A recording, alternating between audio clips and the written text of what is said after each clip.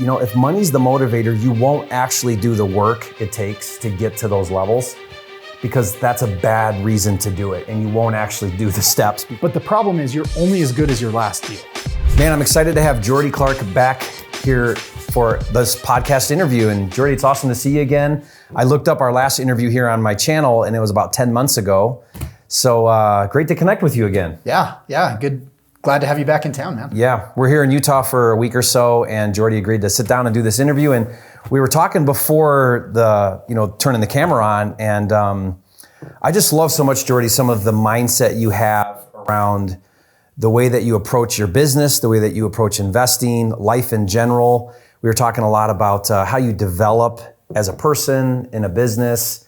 And I've watched some of your podcasts that you put out, which we'll put a link below to some of the things you're doing and sharing. But you're really big into your family, your marriage, and just trying to look at life, not just from the bank account, but maybe all areas of what it looks like to have a successful life or live your best life. Yep. So I appreciate that a lot a you. Yeah, thank you. And on this podcast, we wanted to talk about kind of like the evolution of a real estate investor. And I relate quite a bit to you because you're a flipper, and I love flipping too. And we were talking a little bit about how, when you start out in the business, you kind of go through steps and you kind of go through levels.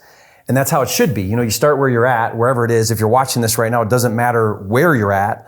But when you finally say, I want to take control of my life, and I want to be intentional about creating something better or something great, then that means you're going to start at a certain place where you're at and hopefully continue evolving and developing into your best version of you, right? Yeah. So maybe tell me a little bit about that. Why is that important to you, or what ideas and thoughts do you have around that? Yeah, no, it's interesting. So last time you were here, and you just joked about it off camera, but I always say the Purple Bible or Rich Dad Poor Dad is it's not true. Yeah. Right? Because there's this idea out there, and if you're listening and you're struggling minimum wage or making 60 grand a year or 120 grand a year, you're just not making progress. You think, if I could just get to $10,000 a month in cash flow, all my problems are gone. And it's just not true. You just have a different set of problems, right? That you have to grow into.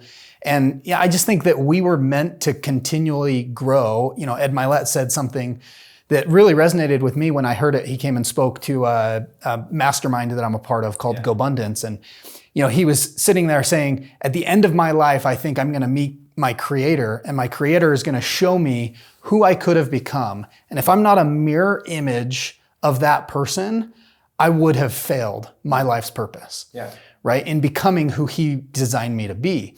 And, it's interesting because I also believe that we're not meant to have the same year 70 years over, right? We're meant to grow. And even, I started as a real estate agent a decade ago, and I'd see these people, they'd buy a house and it's their forever home, right? And that's another lie I think we've been told, because kids grow up, all of a sudden you find yourself in too big of a house, too small of a house. You're just always changing and ever growing and evolving. And so the way my wife and I look at our personal residence is, man, does this inspire us? Does it force us to level up and grow into the next version of ourselves? And, it's kind of always corresponded with, bigger price tag, different area, stuff like that. But it really, truly, your environment should inspire you to grow and should foster that growth. Just the 5 people you surround yourself with, they should force you to be leveling up always.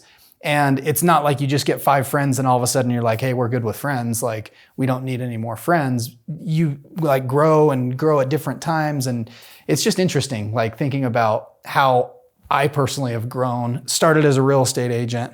I'm a real estate broker, but I don't transact for anyone else now. Mm-hmm. I just represent my team represents me. I don't even represent myself anymore. Mm-hmm. But I've grown into a full-fledged investor, right? Where all I do is focus on our buy and hold portfolio, our fix and flips, and just growing those businesses and that real estate. And that will be a constant evolution for you. Yep. So when we sit down in another year from now, and I say, Jordy, what are you doing? You're going to be telling me, well, here's the things I'm doing, and it's going to be growth from the last time we spoke, because that's the trajectory that you put your life on, is a growth pattern of constantly evolving into a better version of you in all areas, hopefully, of your life. You know, it's really interesting. Yesterday I did this little meetup at Nathan Payne's, group, and I mentioned something that I talk a lot about with my kids, and I said money is actually the worst motivator. And there's one exception: if you're desperate or you're in a really survival mode, then money can be a great motivator. But that's the only time. The minute that you're comfortable, the minute that you have food on the table, money no longer is a good motivator. And so I look at you in your life right now, and you do another deal. It's not the 50 grand that flip makes. That's not why you're flipping houses anymore. Maybe at some point, it's not why you're buying another buy and hold or another multifamily. You've got other motivators that are really driving you every day to be that, to have that evolution. Now, the cash in the bank is the byproduct, right? Like, that's part of it, but it isn't the main motivator anymore. And I think, like I tell people, a lot of people I coach, they're like, yeah, I want to make more money. It's about the money. It's about the bank account. And I tell them, I said, if money's the motivator, you won't actually do the work it takes to get to those levels, because that's a bad reason to do it. And you won't actually do the steps because there's so many obstacles and there's so many things that are going to stop you from reaching those goals, that if you don't have a really big reason why, something compelling that's driving you, then you're just not going to do the work it takes. I had a really interesting conversation with my 18-year-old yesterday. We went to the gym, we were driving back, and he said, I try to have these conversations with him a lot because he's at that age. And he said, I want to find something that I do in my life that I really love, and I want to do it because I love it, not for the money. And which is a great idea, right? But what I wanted to make sure I did with him was that there's not a distinction between loving something and not making money, like making a correlation between those two. And I said, look, I hope you find your calling in life, the thing you were meant to do, the thing God put you on this earth to do, that you absolutely love doing. And if you actually do that really well, you will make a lot of money doing it. So it's not like do what you love and not make money, or make a bunch of money doing something you don't love. That's not how it works. So also be saying, I want to do something I really love, and I want to own it so well that I'm the best at it and I get paid the highest for doing it. Right? Like, correlate the two. And so anyway, it was a great teaching opportunity for me as a dad to kind of help him not create a mindset of, if you do what you love, you're not going to make money, right? Because I just don't think that's true. You can actually do what you love and make a lot of money doing it, right? So anyway, that was kind of an example of that. But tell me, Jordy, you're doing some things here that are on a kind of like next level, and I kind of talk about how your active income strategies, like wholesaling and flipping, for you flipping, and transactional type of things, if you do it right, it's going to create this big paycheck, right? You're going to do a deal, you're going to make some money. But what's the problem if you just continue in just that model of transacting in real estate? And what are you doing now that's kind of correlates with that, that's also building wealth? Talk a little bit about that strategy. Yeah, good question. So, I mean, the problem with flipping or wholesaling, or a lot of these strategies where for not a lot of money you can create a lot of income, right? Like, here's a great example. I helped my parents do a cash out refi a couple years ago on their house. They hadn't invested, they were kind of on the traditional path of just paying their house off into retirement, right? And I was like, guys, the inflation that is coming is going to kill you. And when we started seeing inflation, it like kind of clicked in their head. And so anyways, we did a cash out refi. They pulled money out of their house, and my dad's a general contractor. So we build spec homes. Now, me and him, I matched his cash. We put our cash together and we build 2 or 3 a year. He's a general contractor. He gets paid as a GC. But, let's just make even numbers here. If we put $100,000 into this machine, it'll spit our $100,000 back plus $100,000 in profit, right? So our return on investment annually is about 100%. Cash on cash. Cash on cash, yep. Which is way better than the equity he was earning on in his home equity, right? Which was zero. He wasn't making any money on it.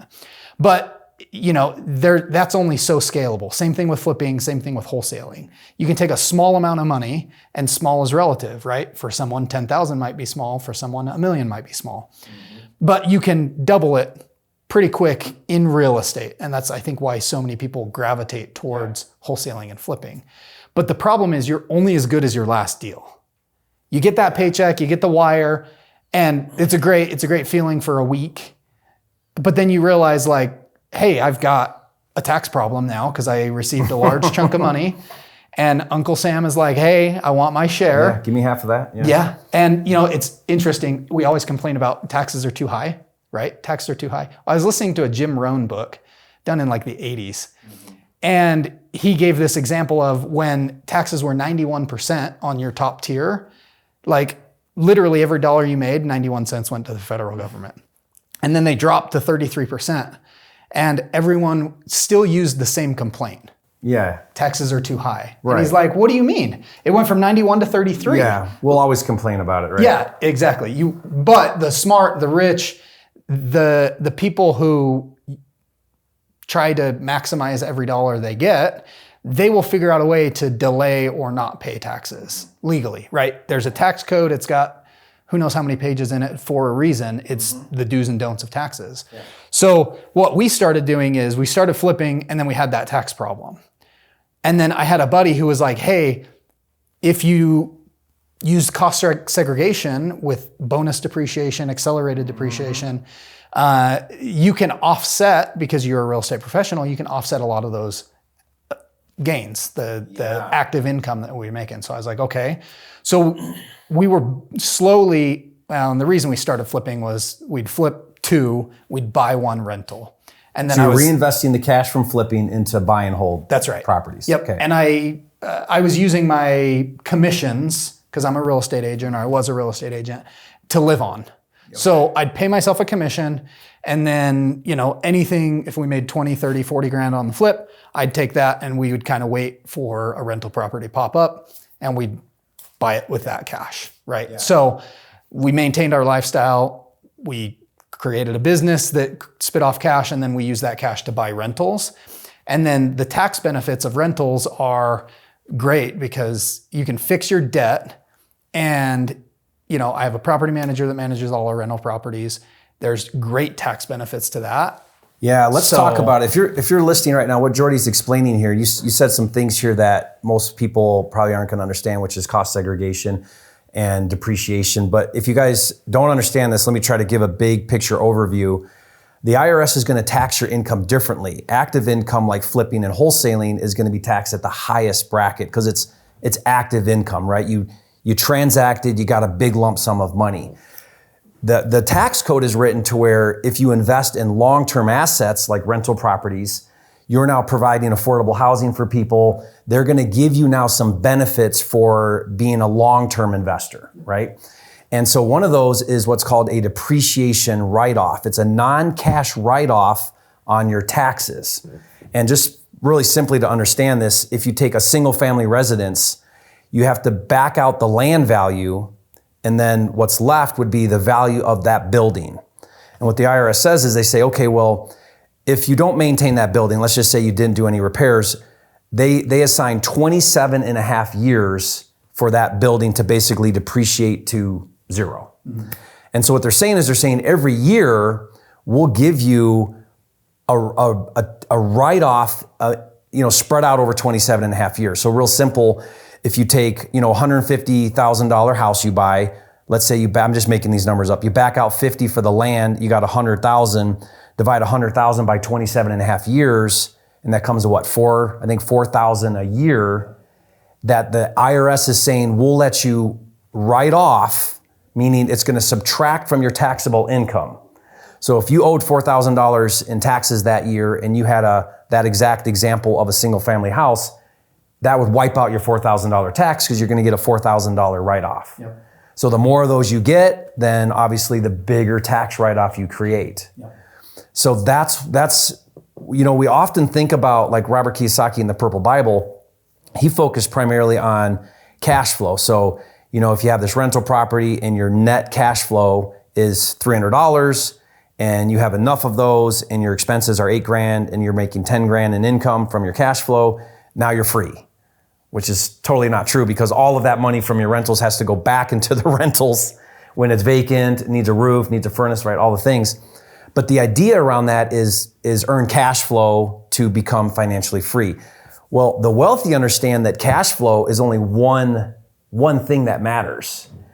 And there's several others, and some of them are bigger than that, like depreciation write-off. Yeah. So you were telling me about a building you did, was it 16 unit? Yeah. And this thing total created about $1 million in tax, write-off. Yep. And that actually was a bigger value to you than even the cash flow. Yeah, well, it's interesting. So this is another, I think, lie that we're told that you buy rental properties, and you're buying that. The reality is the rich play a different game. The rich look at it and go, yes, it's real estate.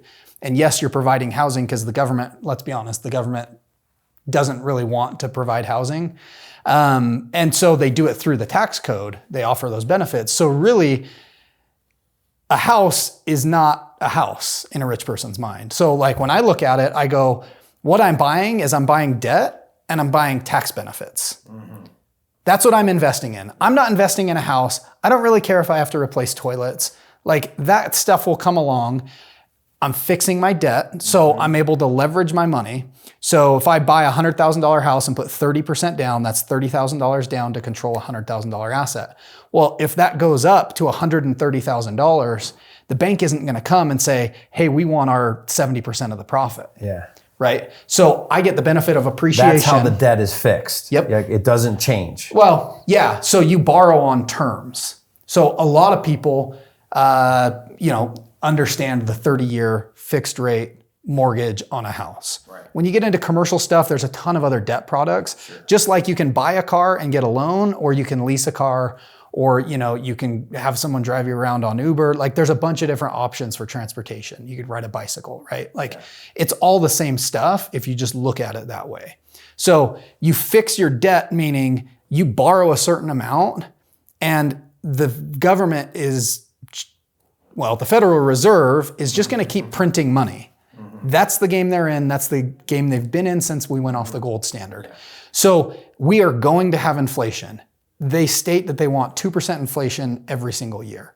So, and real estate typically, depending on where you buy, and this is why I buy in locations that I buy in, like I don't buy in the Midwest, I don't buy in non-appreciation markets because I don't care about the cash flow. I don't want the cash flow. What I want to be in locations that there's limited geography, right? So you think of San Francisco Bay Area, why is it so stinking expensive?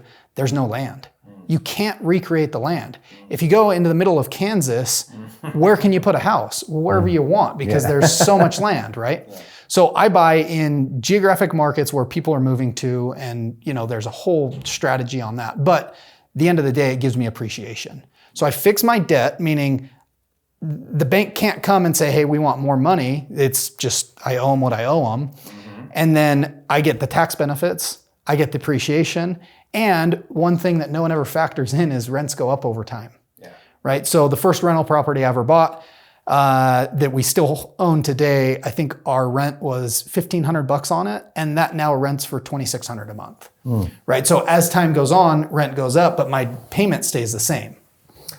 Yeah. You know what's really amazing though, Jordy, because some people know this, this is taught, you learn about the benefits of holding assets, building a portfolio, all of that makes sense. But here's where I think most people go wrong. And this is where I think the Purple Bible is a lie, is where he misses the boat is you really can't build that portfolio. At least you can't do it in a reasonable time frame unless you've got an infusion of cash. I call it the printing press. Yep. You've got to have a printing press going on that's spitting out cash. Yep. So where I see so many people go wrong is they get, 3, 4, 5 rentals. Maybe they get to 10. They hit a cap. The banks aren't giving them money anymore. They don't really know how to acquire anymore. They got no more money coming in. They have one problem on a rental where the tenant trashes the place. They got no reserves to handle it. And they just get stuck and they end up burning out. There's an entire motivated seller called tired landlord. Why is that? Because people get into them and they don't understand how to really do it right. They don't know how to grow it. They don't know how to keep financing. They don't understand debt and leverage. And so what you've done, which is my strategy as well, is you've created in the same industry, real estate, your cash cow, your printing press, flipping, transacting. So that could be agent, flipping, wholesaling, something that's generating short-term income. You're living off of just enough of that to maintain the lifestyle you want. And then the rest of it's dumping into your long-term assets. And that's your down payments or servicing debt or whatever those things are to allow you to grow your wealth. So that's the mechanics of it. What's missed there is, and I didn't realize this until you were just talking, I was like, oh, this totally describes it. The step most people miss is, and why you get to that burnt out landlord phase, is because you didn't grow as a person. So when you've acquired 10 rental properties, you've now changed. Your circumstances are always changing around you. And yet most people think like, hey, I buy this house, I'm gonna live in it for 30 years. It is what it is, like, it's the forever home. But like, kids grow up, kids move out, all about this, right? And then you find yourself in a different set of circumstances. And every 5 years, I think we should be recreating ourselves and growing. And what's allowed me in the last 5 years to become a completely different person, where, now we own it's not huge, but it's a $15 million real estate portfolio that spits off $65,000 a month in rents. Right? And 5 years ago, I would have told you, oh, there's no way. Or if I could only get there, like, I'm going to be set. And now I'm like, hey, we need to go bigger, right? And the Bible says, without vision, the people perish. So you need to constantly be recreating your vision. And you need to do it with your spouse if you're married, because like, she's going to change, I'm going to change, and we're going to keep growing, and we want to make sure we're growing together versus growing apart. Right? And it's who you're becoming as a person. Really, like, at the end of the day, it doesn't matter how much real estate you do or don't buy. It doesn't matter. You can't take any of it with you. Right? But investing in this real estate, the 6 inches between your ears, like, it doesn't matter if you go broke or not, you can never take that away. And that's the step most people don't take. Most people get stuck in a job for 40 years that they hate. Most people, right? And everyone who's watching this on YouTube, I don't think they're that person, because they're seeking growth. They just need to realize that growth never ends. We're not meant to end. Like, we're not meant to get to 65 and be like, okay, done all the growing. Like, you don't want to live another 30 years and have it be, different experiences and more growth and travel the world and do all these other things and create impact. Like, yeah, you do. Well, we're meant to grow. We're meant to evolve. Like, that's the human condition. That's life. And the minute you stop, like I tell my kids this, I say, there is no such thing as stagnant, right? You're either growing or you're dying. That's it. A plant either grows or dies. It doesn't ever just stay. And I think humans are that way as well. And where a lot of people fall into the trap is they just get on that hamster wheel. You talked about living the same year, 70 years in a row. And I mean, you guys listen to this, we're kind of preaching to the choir because you're listening to a podcast like this. So you clearly want to continue to grow and develop. I just think a lot of people, they miss the steps. And I said this before, and I've gotten a lot of heat for it, but I think of like the analogy of high school when it comes to real estate. And I think like wholesaling's freshman, fix and flip is sophomore, and buy and hold is junior. And then senior year would be commercial or maybe development. And so a lot of times people get out of order there, and then they don't realize, man, why is the path I'm taking not really working very well? And if I think about that analogy of like, wholesale, flip, buy and hold, development, or commercial, what you're doing there is you're evolving from like a low risk, low barrier to entry, transactional, up into the higher levels, which are going to be managing assets. And like you said, you cannot own assets and not develop yourself into a good steward over those assets. And for me, that was a challenge for me because I was good at flipping, and then I was putting a lot of attention into being really good at flipping. And then I'd have some of these assets I'd acquire, but then I wasn't really managing those assets well. And so I kind of told myself, I'm not really a hold, I'm more of a flipper.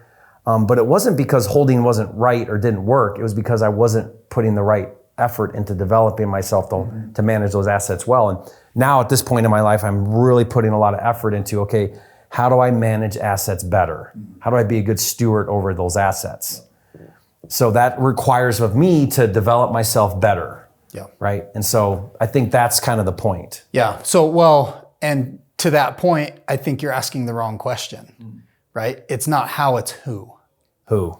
Right? Yeah. So team. Yeah. So I'm a part of a group called Strategic Coach. Dan Sullivan, Ben Hardy. Yeah. A lot of people know him from Who Not How, 10X is Easier Than 2X. Like they're writing a ton of books. But he's Joe been Polish involved in there a little bit. Yeah. Yeah. Uh-huh. Yeah. He and Dan Sullivan. Yeah. Do a lot together. They collaborate a lot. But he's been teaching entrepreneurs for 30 years how to grow their organizations. And really, so I've been in a year now, and it's not about growing your organization. It's about growing yourself, growing your capacity, and figuring out what you're really good at, and then having other people do what they're really good at in your world as you grow. And so really, like, I don't manage my properties. I found a rock star property manager, and she handles all of it. I have 1 or 2 phone calls with her a week and just check in. Hey, how's this going? Hey, how's this going? We got a vacancy here. What's going on with that? Okay, we're having an eviction here. When are they getting locked out? What's going on there? And she would do that job better than you would anyway. Oh yeah, and she loves it. Yeah. I'm the worst property manager in the world. Yeah. My tenants are like, oh, they give me this sob story of why they can't pay rent. And I'm like, no, don't worry. It's okay. I'll pay the mortgage this month. Like, I'm terrible at it. It's just not my skill set. But through Strategic Coach, I've been able to figure out, like, hey, this is my lane. Like, I shouldn't be mowing my lawn because I don't enjoy it and I'm not good at it. Right? Like a 16-year-old kid can do it better than I can. So I'll have him do it, and I'll focus on the $500 an hour tasks. And he can make $75 an hour, which is good for him, right? It's the same thing in business, right? Like the property management piece, you have to figure it out because real estate is property management. It is tenant management, but you're not wired to do it. Right. Most people are not wired to do it. Not as the investor. Yeah. You don't want to be a property manager. You want to be an investor. Exactly. Right. Yeah. So we're running long on this video, but maybe on another video we could talk a little bit more in the weeds about some of the tax strategies you're doing. You'd mentioned earlier, like cost segregation and some of these other things. But I think for this video, big picture, guys, is when you start to really evolve your business, if you're starting out, most people watching this are wholesalers and flippers on my channel. You start out with this mindset of like active income. How do I flip? How do I fill the bank account? Nothing's better than a fat bank account to solve some of your immediate problems. But over time, if you get good at wholesaling and flipping, tax strategy is going to become a big part of your world. Because otherwise, half of it's going to go to taxes. So you have to start thinking that way. I wish I would have thought more around planning for that than I did. I just was so hyper-focused on my business, and I woke up one day realizing I'm paying, $1.4 million in taxes, and I'm like, what am I doing? Why am I doing this? Why haven't I thought this through a little better and planned this out better? So I think this is, hopefully people watching this are getting an idea of like, hey, I'm not there yet. I don't have a tax problem yet, but why would you be even getting into this business if your intent wasn't to make so much money that taxes were now a problem? Yep. Right? It's a great problem. Yep. I would rather make money and pay taxes than not make money and not pay taxes. Absolutely. So it's part of your evolution is to start to learn these other strategies. Yep. So thank you for sharing those ideas. Absolutely. Any final thoughts on this? I think we kind of covered that topic pretty well. No. It's all about you growing into the next level of yourself and who you're meant to be. And like, it's 5-year stages, right? Yeah. So just look out 5 years and figure out who you want to become and go do it. Work at it every day. Yeah. Love it. Awesome. Well, Jordy, let's put your contact info below. Maybe we'll put the link to your previous video, which was really awesome here on the channel. And you're doing a podcast regularly, which is great. So guys, get into Jordy's world. He's doing some really amazing things. Again, I love how your approach to business is not just about the financials, but it's about all areas of your life to really be a happy, successful person. And that's not just the bank account. And I know that's true. So thank you for doing that and kind of being a voice for some of these other areas that often get overlooked in the business world. So, and guys, we'll see you on the next video.